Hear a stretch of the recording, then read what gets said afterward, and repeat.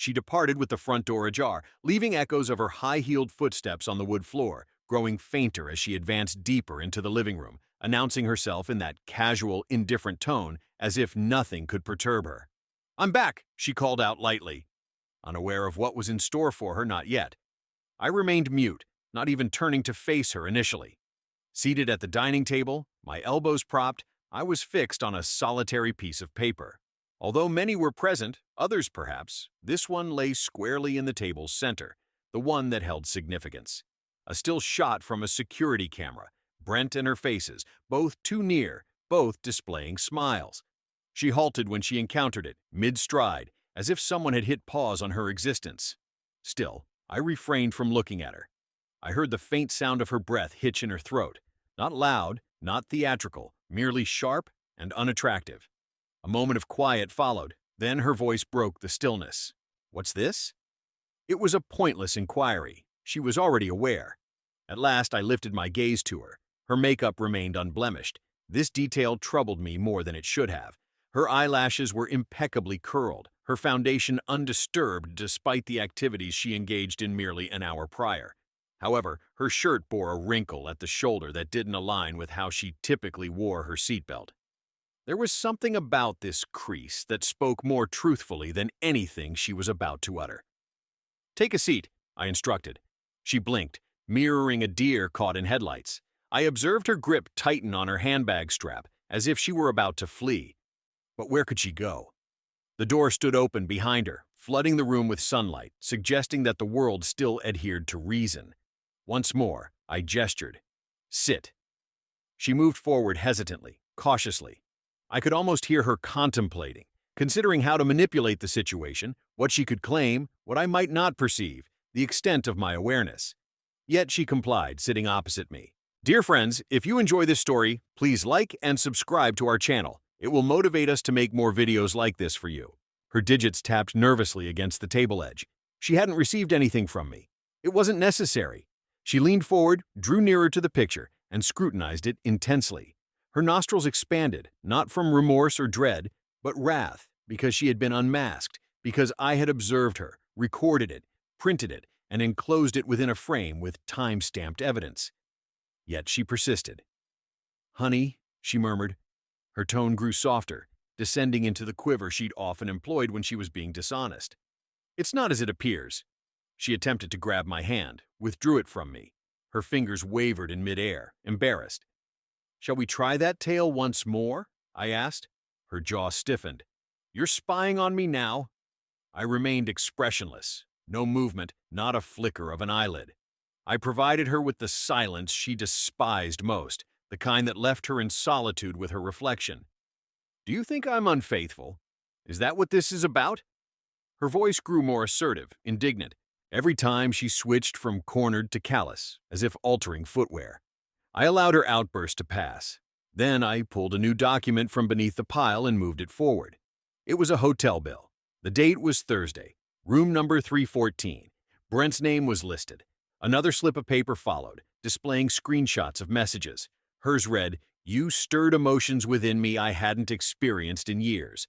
Another image appeared, showing her exiting Brent's car, 5 blocks from our home. She wore the same attire she had claimed was stained with wine at her colleague's baby shower. Leaning closer, I finally spoke again. Initially, I believed I didn't need to snoop. However, I erred. She remained silent this time. I observed as she started to fracture, not shatter. No, not weep. That would have been a human response. Instead, she went blank. Emotion disappeared from her visage as if someone had flipped a switch, replaced by something more chilling, something rehearsed. "All right," she said, her voice lifeless and soft. "So, now what?" That sentence. "So, now what?" Not an apology. The end has come. No way to deny it or claim it as a mistake. No remorse, no explanation, just that. As if I was expected to decipher the conclusion of the secret story she had penned without my knowledge. I glanced at her. The woman who used to prepare my morning coffee, the one who phoned me during lunch hours just to express her missed me, the one who held my hand in hospital waiting rooms, the very same woman who wept in my arms on the day her dog passed away. This is the woman who had recently grown quite acquainted with a man signing off his emails with warm regards. I remained silent, and in that instant, I understood. She was not concerned about losing me. Rather, she was anxious about what I might retain from this situation. She did not sob, she did not plead, she did not even feign reaching for an excuse. Instead, she sat there, now with crossed arms, as if waiting for an Uber, as though this turn of events were a minor annoyance I had placed before her during her nail appointments. "You asked me a question," she said again, as if I owed her an answer. "What's next?" I slumped in the chair, seeking a sharp emotion, rage, sorrow, even fear.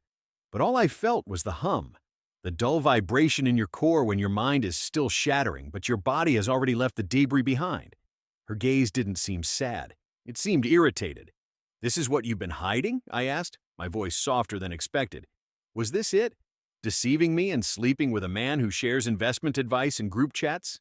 She cocked her head. "Stop being melodramatic, Mark." Melodramatic. I almost chuckled. Not a genuine laugh. More of a dry, sarcastic sigh when your mind simply gives up trying to comprehend. "That's your reply? What do you want me to say?" she retorted. "You've already decided." "No, I found the truth. You merely spent the last 6 months deciding." Then she rose slowly, as if on stage, as if additional height was required to regain control of the room. "You weren't around," she stated flatly. "For months, you consistently worked late and appeared tired and stressed. I attempted to discuss these issues with you, Mark, but you pushed me away. One day there was a change, the subtle gaslighting where I became the antagonist in her affair. Calmly, I stood my ground as you turned off your location, came home without greeting, and avoided eye contact at dinner." She flinched, and for a brief moment, her gaze shifted. The silence between us suddenly felt acute. She whispered that it just happened. I retorted that you allowed it to happen, not once, but repeatedly.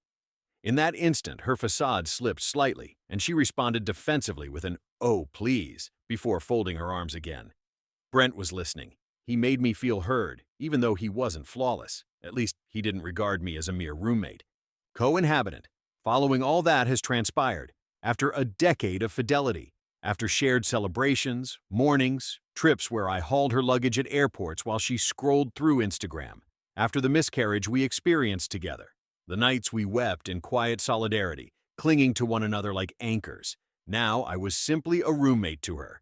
Apparently, he also didn't seem to mind deceiving his spouse. I commented. That stung her. A subtle twitch betrayed her. She attempted to conceal it, yet it was evident. And for the first time, her voice faltered, not with emotion but with venom. "Very well. You are correct. I erred. But so did you. You distanced yourself from me." She was attempting to rewrite history on the spot, to portray it all as an accident, as if I had left the door open and she simply stumbled out and into Brent's arms. I didn't give her a chance to complete her thought. I produced the manila envelope instead, one of which she was unaware. Inside lay a copy of the text messages Travis had discovered on the burner phone. Next week's yoga retreat notice coincidentally fell on the same dates and city as Brent's conference at the same resort. Her expression turned pale. "I was about to tell you," she admitted hurriedly, hands raised in a defensive gesture. "After your spiritual enlightenment in the hotel hot tub," she bit her lip. The same lips she had kissed me with this morning before she left for an afternoon tryst with another man. "Did you rummage through my things? You looked shocked at me. You're the one who ruined our marriage, Emily. I'm merely picking up the pieces." For a brief moment, we stood in silence. Then she uttered the words that pierced my heart and made everything crystal clear. "If only you had given me more of your attention, perhaps I wouldn't have needed Brent." That was it. The decisive point. The irreversible dot. I didn't know what I anticipated her to say, but certainly not that. The bitter, empty phrase she hurled like an insignificant remark from a cheap soap opera. "If only you had paid more attention to me." She spoke as if she was unquestionably right, as though I had pushed her into the embrace of a wedded man with my silence and data charts, as if I deserved this retribution. A sense of gravity overtook me then, not an instantaneous change, not wrath, merely a deep, unalterable settling. This was no longer bewilderment nor surprise. It was lucidity. "Do you need Brent?" I asked with a neutral tone. "Do you require the man who texts you kitten and misspells definitely?" She scoffed as if I were being childish, as if I were the issue. I won't deal with this from you, she said, reaching for her belongings. No, you're not escaping from this, I responded, maneuvering around the table. Not until you cease lying and accept responsibility for your actions. She halted, spun on her heel. What else do you want me to confess, Mark? I admitted my error, felt lonely, sensed neglect. He was there. It happened. Case closed. No, it recurred, I retorted. You didn't stumble into his bedroom once. You scheduled it. Regularly. You made the reservation as if it were a doctor's appointment. Her lips formed a tight line. She crossed her arms once more, using her familiar weary defense when unwilling to acknowledge wrongdoing. You weren't meeting my needs, she said softly. You haven't for a while now. Instead of telling me you started living dual lives with someone else, I tried communicating with you. No, you replied cryptically. You interspersed vague criticisms amid Netflix shows, expecting me to decipher your feelings while texting him secretively at night under the covers. I advanced nearer. She remained stationary. I offered you everything, Emily. Years of my life, trust, loyalty, and access to my heart. Yet you exploited this to hide your infidelities while plotting clandestine meetings with a man who deceives his children just like you do. Her jaw tightened, but still no remorse or apology was forthcoming, only more of her cold, effective detachment. Then she said something intended to wound me, yet it fell flat. You scheduled our meeting as if it were a medical appointment. Her lips formed a thin line, and she crossed her arms, employing her habitual tactic to conceal her guilt when faced with the truth. You failed to meet my needs, she whispered softly. This has been going on for quite some time now. Instead of communicating openly, you chose to engage in secret relationships with another person. I tried talking to you. No, you retorted. You sprinkled veiled complaints between episodes of Netflix, anticipating me to decipher your emotions while you texted him covertly at night. As I drew closer, she did not flinch. I gave you my all, Emily. Years of my life, trust, loyalty, and unwavering affection. Yet you manipulated this as a cover for your infidelities while arranging furtive trysts with a man who lies to his children just like you do. Her jaw tightened, but she made no attempt at an apology or even hinted at remorse. Instead, she continued to maintain her emotionless demeanor. And then she said something intended to hurt me, yet it left me indifferent. What you've confirmed is what I had suspected all along. You consistently turned simple matters into burdens, Mark. Each discussion felt like an ordeal. I desired something lighthearted and enjoyable. That's what I was contrasting with. Not love, not ardor. Convenience. You sacrificed a decade for amusement, she said. You neglected me. And perhaps there was some truth in that. Perhaps I did neglect you. But what you failed to grasp, what you never wanted to comprehend, was that you had ceased being yourself long before I stopped noticing, and you didn't give me the opportunity to rescue you. I took a step back, picked up the last piece of proof I hadn't shown her yet, a printout of the text she sent him last weekend. If he discovers this, I'll simply twist it. He's too inactive to leave. I displayed it. She read it. Her mouth slightly gaped, as if, perhaps, she had overstepped this time. Was that amusement, too? I inquired. She remained silent. Her silence conveyed a lot. She didn't utter a word, not even when I displayed the message, nor when I retreated to amplify the quietness into an uncomfortable stillness. The woman who was always verbose during our heated discussions over the thermostat or laundry fell silent. It served me right. Let her experience it. I let the paper fall between us onto the floor.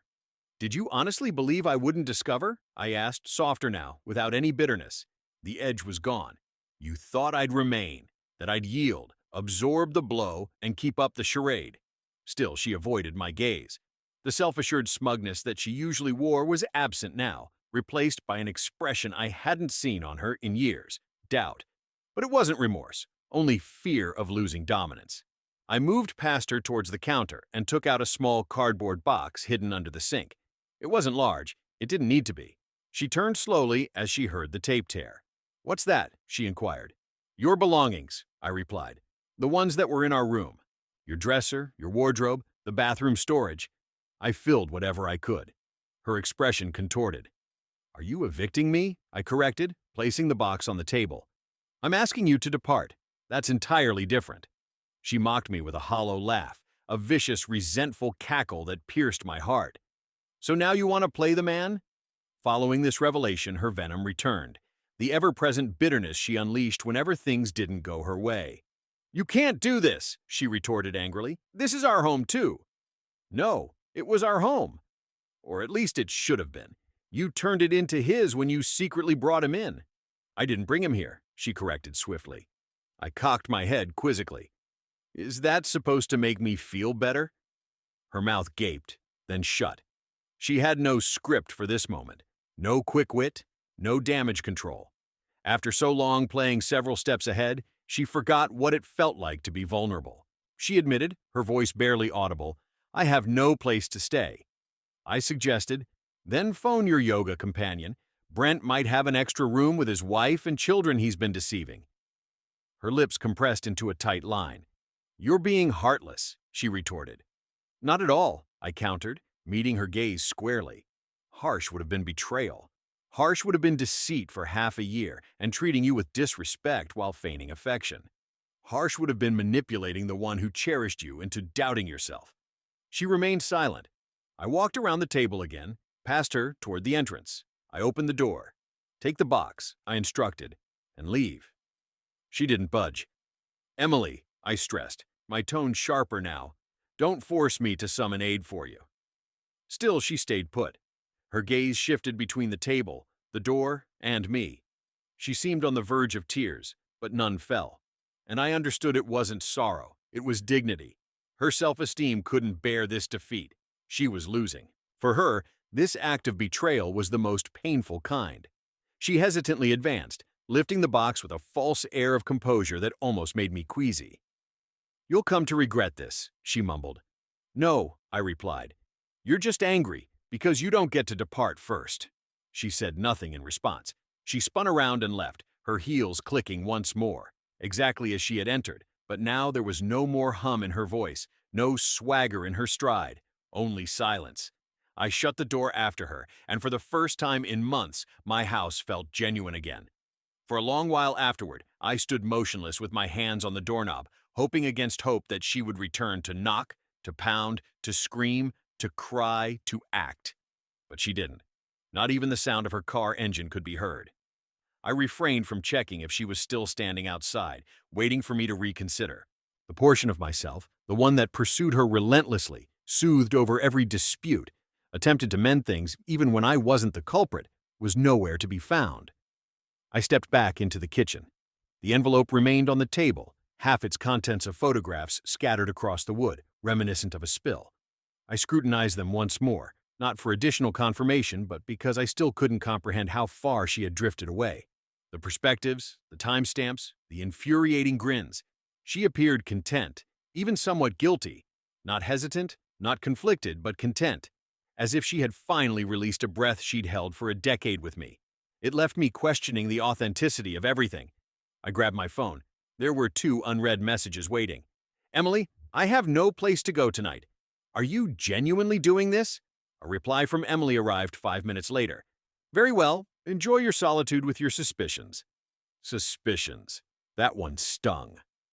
She had employed that term on multiple occasions in the recent past. Whenever I discussed her timetable, her newfound preference for late gatherings and yoga sessions, her turning her phone screen down during dinner, she'd dismiss me as paranoid, insecure, overbearing, and I accepted it. I ingested that venom with a grin, thinking perhaps I was simply too possessive. Maybe I needed to distance myself, provide space. I detest how foolish I was. I set the phone aside. No response. She could stay in her car for the entire night if she wished. I was done communicating in her tongue, half facts and emotional manipulation disguised as affection. I ascended the stairs, gradually. Each step seemed like a memory trying to climb up my backbone. We had purchased this house jointly. I recalled carrying her over the threshold like an outdated cliché, her laughing and telling me she felt like she was in a movie. We chose the wall colors. We selected the drapes. We quarreled over carpets. We created a life here. And she corrupted it. I opened the bedroom door. Our bed, now mine, remained untouched. Removed her scent from the bed, stripping sheets, pillows, and lavender spray. The trash bag swallowed them all. No washing for me, only elimination. Mattress cover too, her pillow, perfume bottle, nightstand's claim. Her drawer yielded trinkets, lip balm, hair ties, an anniversary necklace, all gone into the bag. Empty room echoed, yet shone with cleanliness. At bed's edge, past midnight, exhausted and restless, I sat. No tears flowed. Expected a breakdown, but only a persistent throb of betrayal lingered. Beneath it, something else stirred. Relief, not joy for this event, but perhaps for its inevitability. In the light of truth's revelation, there were no more deceptions or facades left to maintain. Just me, a lonely road stretching ahead, a night I didn't sleep through. Despite my efforts, sleep evaded me. I found myself sprawled on an empty bed, gazing at the ceiling. The low hum of the fridge downstairs replaced her once audible breaths, the occasional soft snores that could only be heard if you listened closely. I came to realize then that every night, even in slumber, a part of me was attuned to her. In the quietude, all that remained was silence. At 3:17 a.m., I rose. My actions preceded my consciousness. I made my way to the guest room, our planned office space that had never come to fruition. Inside the closet, amidst boxes labeled Mark's stuff, were old journals, notebooks, and backup drives. Hidden within was a leather-bound journal I hadn't touched in years. I opened it. In my script were notes from when Emily and I began dating. She makes me aspire to be more tender. I've never felt seen quite like this before. I almost chuckled, or retched. It was difficult to discern. I continued reading. A particular entry surprised me, penned shortly after our honeymoon. She wept this morning, expressing doubts about deserving me. I vowed to spend the rest of our lives demonstrating her worthiness. I meant it. I had. I truly had. Despite the disputes, financial hardships, years of infertility struggles, and moments where we considered giving up, every word I spoke to her was genuine.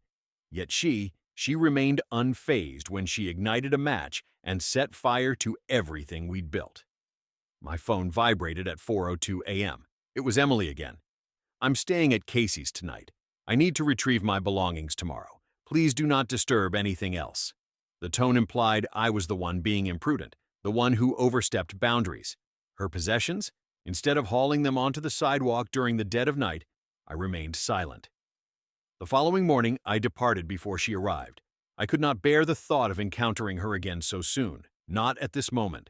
I had no desire to witness her tears, her shouts, or any further demands from her. Her mere presence in that house felt akin to decay within its walls. Instead, I sought solace at my brother's residence, Ethan, who was 2 years younger and married with 2 children. Upon opening the door, he found me in disheveled attire. He didn't inquire about the circumstances. Instead, he merely looked at me and queried, "Are you staying for a while?" I assented with a nod. "Yes, if that's all right." He offered a consoling pat on the back. "You won't be sleeping on the couch. I'll prepare the guest room. It seems the essence of true family lies in comprehending calamities without the need for an explanation. They simply move to extricate you from them." That evening, I experienced a deep exhaustion, collapsing into Ethan's guest bed without removing my footwear, allowing sleep to strike me forcefully. Before I had a chance to react, a last message from her arrived. "Emily, I'll retrieve the remaining items tomorrow. Avoid being present. Avoid being present, coward." Even now, she couldn't confront me about what she had done. She desired an easy escape devoid of repercussions. She wished to disappear without the burden of reality bearing down on her. But this isn't a film. It's my life. And tomorrow she would witness the truth, standing amidst the wreckage she created. True to her word, she arrived at the appointed hour, 11 a.m. precisely. I ignored her text, unwilling to abandon my home so she could slink away from responsibility. No. I remained in the living room, poised, unruffled, as if I had a significant engagement elsewhere, although none was scheduled yet.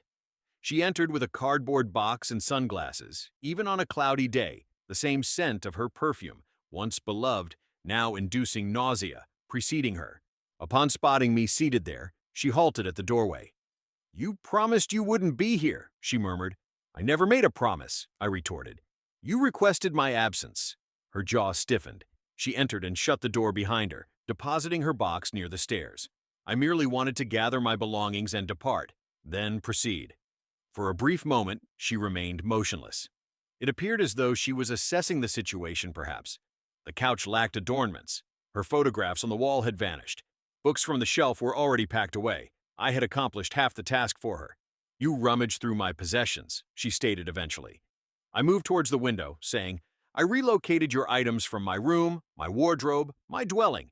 The remaining items are what you left behind. You had no claim." I turned around. "No claim? No claim to tidy up the space you sullied? You forfeited your rights when you began posing in hotel rooms with another man's spouse." She recoiled slightly, but only subtly. "I don't wish to argue," she said, ultimately removing her sunglasses. Her eyes appeared bloodshot, not due to tears. I knew her well enough to understand it wasn't weeping, likely from sleepless nights or an urgent presentation for Casey or perhaps Brent. Regardless of the cause, it no longer mattered. "I'm not here to argue," I stated. "I'm here to witness your departure, this time with finality." She glanced around once more, her gaze landing on the envelope I had left on the kitchen counter, the same one from 2 days prior. She approached it slowly and reopened it, as if she needed a reminder that the illusion had ended. "You're not even going to make an effort?" she questioned without looking at me. "Make an attempt at what?" I responded. "To recover someone who deceived me daily for 6 months, who employed my trust as a disguise, who planned a future based on how underestimated they thought I was." For the first time, her voice cracked, not with feigned sorrow, but genuine rage. "I was unhappy, Mark. I didn't feel valued. You no longer noticed me. You didn't feel unnoticed. You felt unengaged." That silenced her. "You yearned to be admired, adored. You sought to relive the feeling of being 25, and you found someone gullible enough to echo your desires. Instead of approaching me, your spouse, you opted for a novel experience." Her expression twisted, and I thought she might shed genuine tears, but she didn't.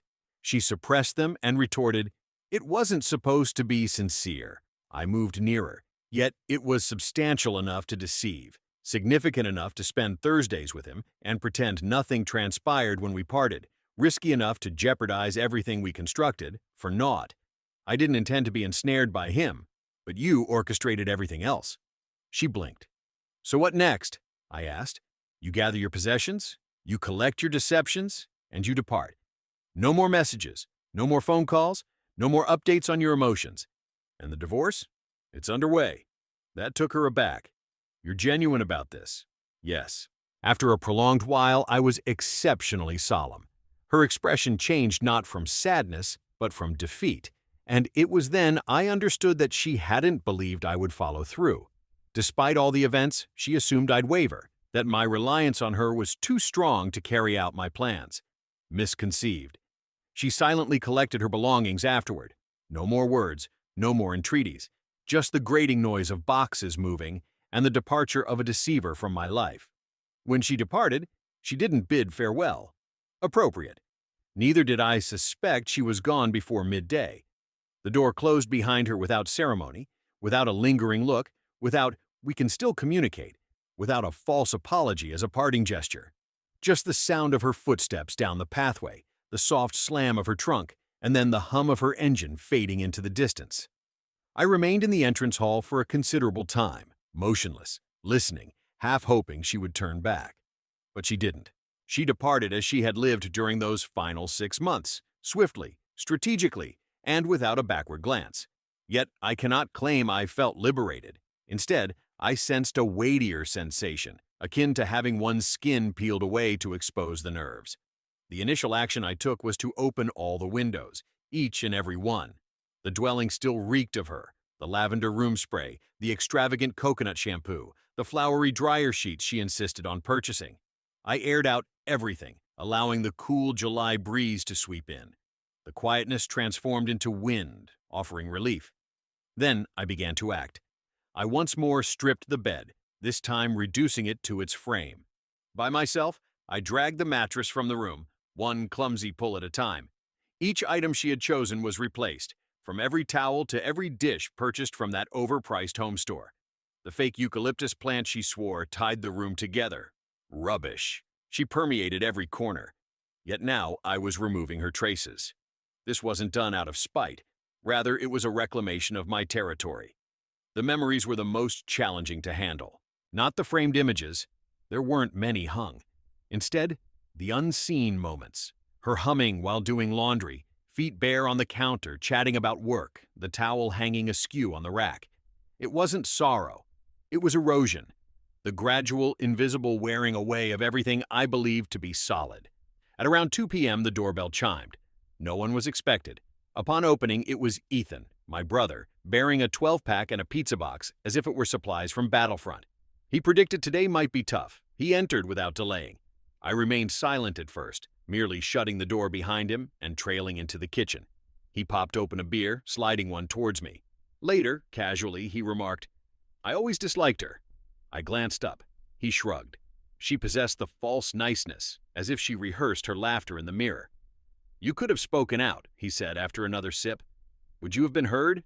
We remained quiet, him consuming food, me holding the bottle without drinking much. After a while, I posed the question I'd been pondering internally. Could it be that I was the issue? Ethan set down his slice of pizza. "You weren't," he replied. "How can you be sure?" "Because I know you, and I saw your efforts for her. Yet, what if she was correct? What if I stopped striving?" "She didn't want you to give up," he explained. "She wanted you to pursue." "There's a distinction," he said. "One is genuine. The other is a game." This hit me harder than anticipated. We spoke for hours following that, about trivial matters and deep topics. It was the first genuine dialogue I'd had in weeks that didn't feel like an examination. Upon his departure, I felt slightly less burdened. Still vulnerable, still shattered, but for the first time, I didn't feel isolated in my distress.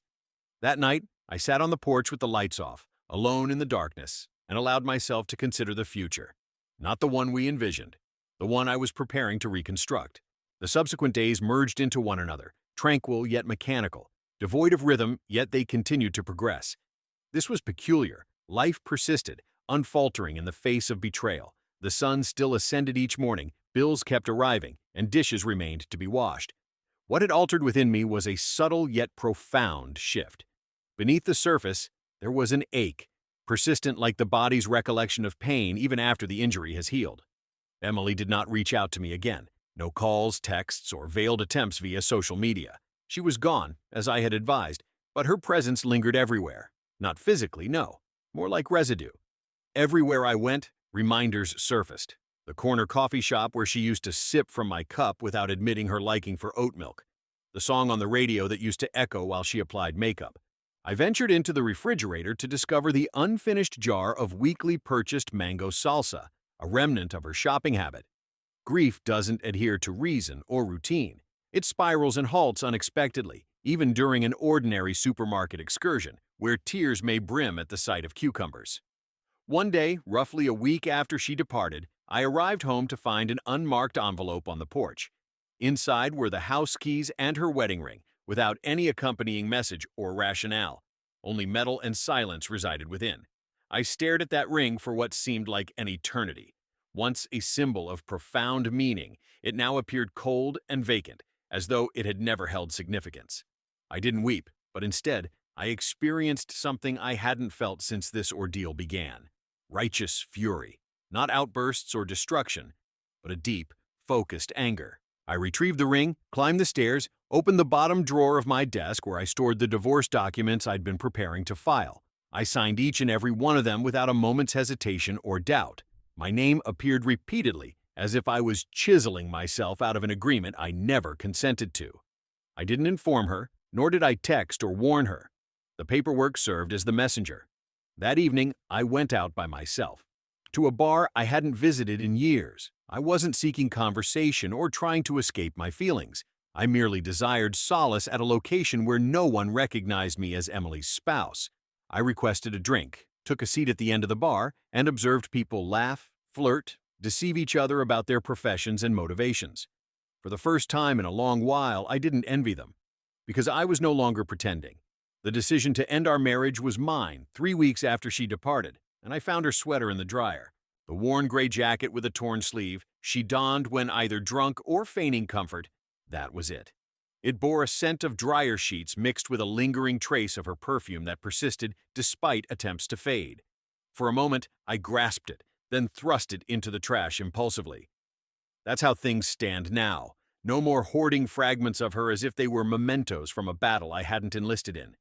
No more attempting to decipher the past in search of where it fractured. It fractured due to her actions.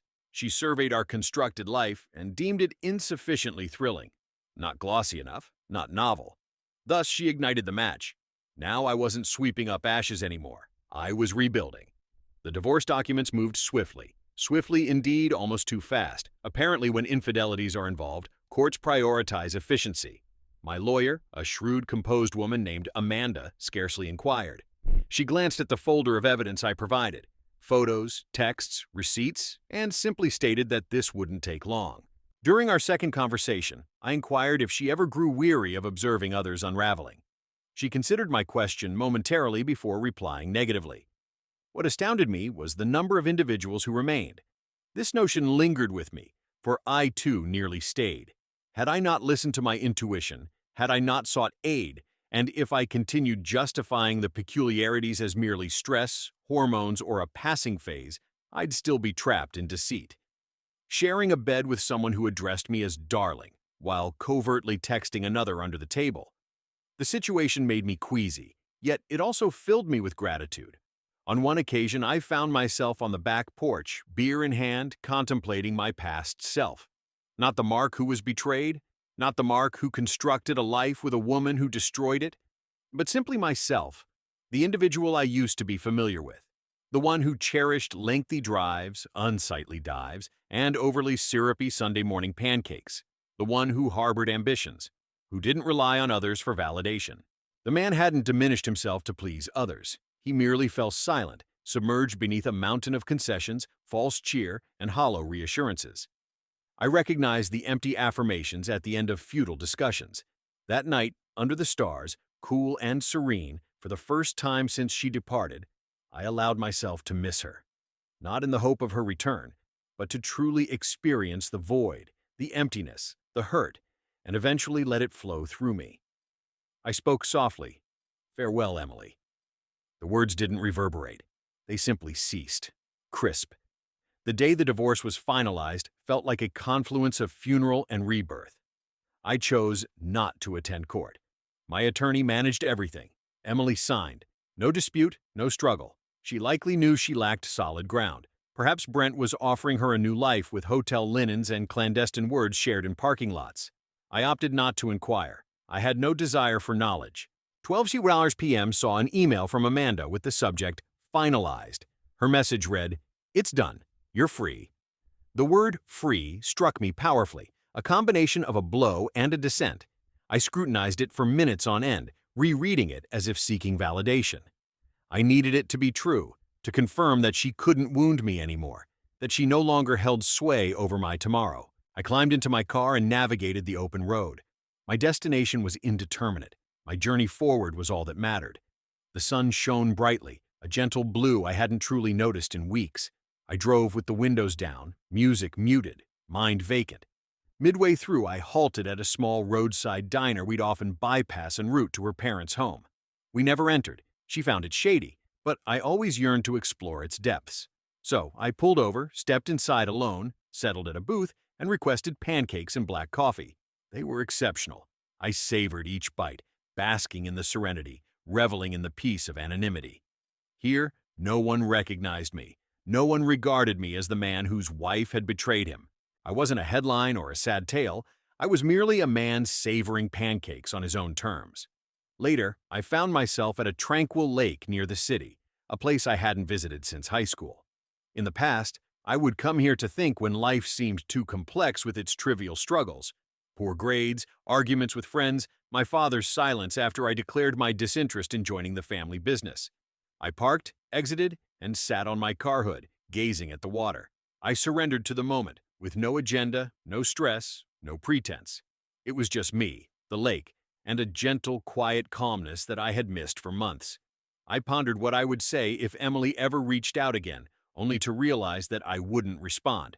Not from anger, not from ego, but because there was nothing left to express. She had made her decisions, and now I was making mine. It's been 2 months since Emily left my life, and I chose not to chase her. The ring is missing, her scent has vanished from the drapes. The lavender air freshener swapped for sandalwood. The playlist played during Sunday cleaning, erased. My home no longer feels like ours, it feels solitary, tranquil. There's no palpable stress in the atmosphere, no hesitation over my words, no dread each time her phone vibrates. Instead, there's silence, and unexpectedly, understanding. I've learned more in these 2 months than I did in the last 2 years of our marriage. About myself, about limits, about how simple it is to shrink when someone you care for treats you as an obstacle. Now I understand that love shouldn't feel like persuading someone to remain. It shouldn't rely on vigilance and suspicion or keeping tabs and hiding proof. Love isn't a trial. It's not supposed to feel like a tightrope walk where you continuously bleed to keep the other content. What Emily did wasn't an unintentional act or oversight. It was a calculated deception, hidden behind falsehoods and alibis, designed to deceive me as she constructed a covert life. However, I've come to a realization. She didn't shatter me individually. She destroyed us as a unit. But here's the truth. I'm still alive. I'm standing. I'm breathing. I'm rebuilding. I've resumed running, have joined a gym, and spend my Fridays not for drinking or flirting or escapism, but to coexist with others, with laughter, with the knowledge that there exists life beyond deception. I've rekindled relationships with old acquaintances, people I had unknowingly drifted away from because all my focus was on mending a relationship that was already failing. Last week, I even went on a date. Nothing profound, just coffee. But it felt genuine, simple, free of deceit and hostility. It was two people conversing, smiling, being acknowledged. I'm unsure what lies ahead. For the first instance in a while, I find myself content with this state. If you're encountering something analogous, let me express this. You don't have to remain faithful to someone who wields your loyalty as a weapon. You don't owe someone your quietness while they undermine you with theirs. And it doesn't make you weak to depart. On the contrary, it demonstrates strength when you recognize when it's time to cease wounding yourself for someone unwilling to aid your healing. Emily departed, but I remained. Now I'm commencing anew. Mark.